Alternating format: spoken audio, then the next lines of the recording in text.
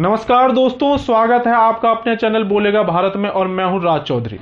कल प्रधानमंत्री मोदी जी ने लॉकडाउन की वजह से चौपट हो रही देश की अर्थव्यवस्था को पटरी पर लाने के लिए 20 लाख करोड़ रुपए की विशेष आर्थिक पैकेज की घोषणा की थी।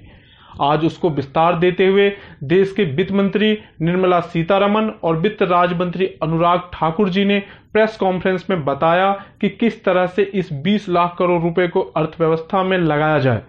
इस विशेष आर्थिक पैकेज को 3 हिस्सों में बांटा गया, जिसका पहला भाग आज का है, जिसमें गरीबों, किसानों और छोटे उद्योगों का विशेष रूप से ख्याल रखा गया है।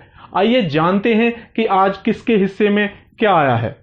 इस आपातकालीन बजट में एमएसएमई यानी कि सूक्ष्म, लघु और मझोले उद्योगों को 3 लाख करोड़ रुपए तक का लोन बिना गारंटी के देने की घोषणा की है, जिसमें 45 लाख से सूक्ष्म, लघु और मझोले उद्योगों को सीधे फायदा पहुंचाया जा सके, क्योंकि लॉकडाउन की वजह से सबसे ज्यादा मार इसी उद्योग पे पड़ा है। साथ ही ईएमआई में 1 साल की छूट भी दी गई है।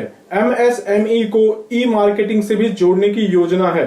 साथ ही 200 करोड़ रुपए तक का टेंडर ग्लोबल नहीं किया जाएगा और हर आकार के एमएसएमई सरकारी टेंडर में भाग ले सकते हैं। उद्योगों के आकार में भी बदलाव लाया गया है, जैसे 1 करोड़ निवेश या 5 करोड़ टर्नओवर पर सूक्ष्म उद्योग का दर्जा, 10 करोड़ निवेश या 50 करोड़ टर्नओवर पर छोटे उद्योग का दर्जा, 20 करोड़ निवेश या 100 करोड़ टर्नओवर पर मध्यम उद्योग का दर्जा दिया गया है। 1 करोड़ से कम निवेश करने वाले को माइक्रो इंडस्ट्री में जो 5 करोड़ तक का व्यापार कारोबार करेगा उसको माइक्रो कहा जाएगा।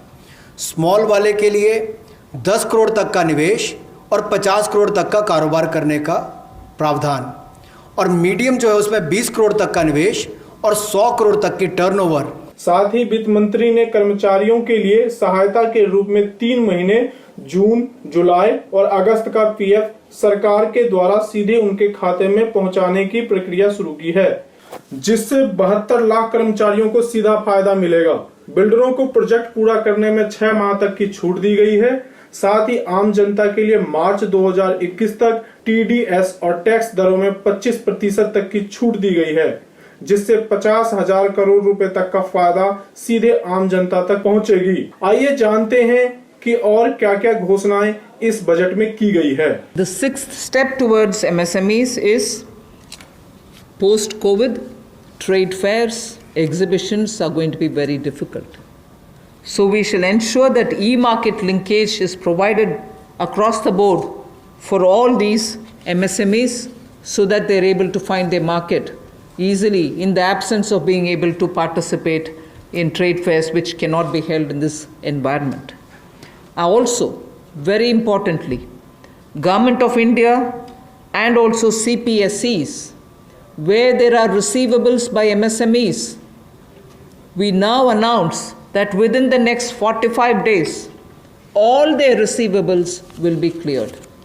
The CPSEs and Government of India will honor every MSME receivable within the next 45 days.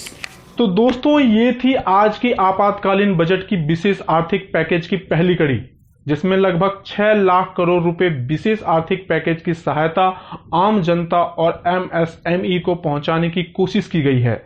कल फिर एक आर्थिक पैकेज की घोषणा होगी और उस घोषणा के मुख्य बिंदु क्या क्या होंगे, हम आपको ये कल बताएंगे।